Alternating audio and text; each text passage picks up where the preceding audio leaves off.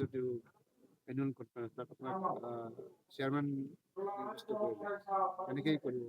চাওক 2025 চনত কোকৰাঝাৰ জিলাৰ দতমাত নিখিল বড়ো ছাত্ৰ সন্থাৰ 57তম যি বাৰ্ষিক অধিৱেশন, সেই অধিৱেশনটো যিহেতু হ'ব ফেব্ৰুৱাৰী মাহৰ প্ৰথম সপ্তাহত, গতিকে আজি অভ্যৰ্থনা কমিটি বনাইছে। নিখিল বড়ো ছাত্ৰ সন্থাৰ সাধাৰণ সম্পাদক ফণীন্দ্ৰ বসুমতাৰী, উপসভাপতি কৰিমদাও ৱাৰী তেওঁলোকে আহিছিলে আৰু দতমা, বনৰগাঁও আৰু ৰামফল বিল এই তিনিটা আঞ্চলিক এপছুৰ বিষয়ববীয়াসকল আৰু এই অঞ্চলৰ সমূহ ৰাইজক লৈ পেলাই এটা অভ্যৰ্থনা কমিটি তেওঁলোকে গঠন কৰিছে। এই অভ্যৰ্থনা কমিটিৰ মোকো দায়িত্ব দিছে।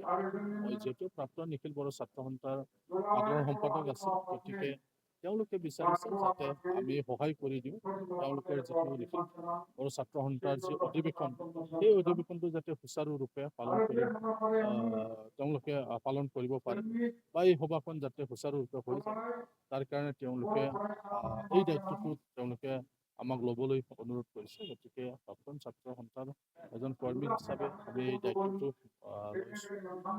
তেওঁলোকে কৈছে যে এই 4দিনীয়া কাৰ্যসূচী হ'ব আৰু মুখ্য অতিথি হিচাপে ভাৰতৰ হোম মিনিষ্টাৰ অমিত শ্বাহ ডাঙৰীয়াক তেওঁলোকে মুখ্য অতিথি হিচাপে আমন্ত্ৰণ জনাব বুলি কৈছে। গতিকে 2025 যিটো ফেব্ৰুৱাৰী মাহত হ'ব লগা যি নিখিল বড়ো ছাত্ৰ সন্থাৰ অধিৱেশন, সেই অধিৱেশনটো হয়তো দেখিব লগা বা লেখত ল'বলগীয়া হ'ব।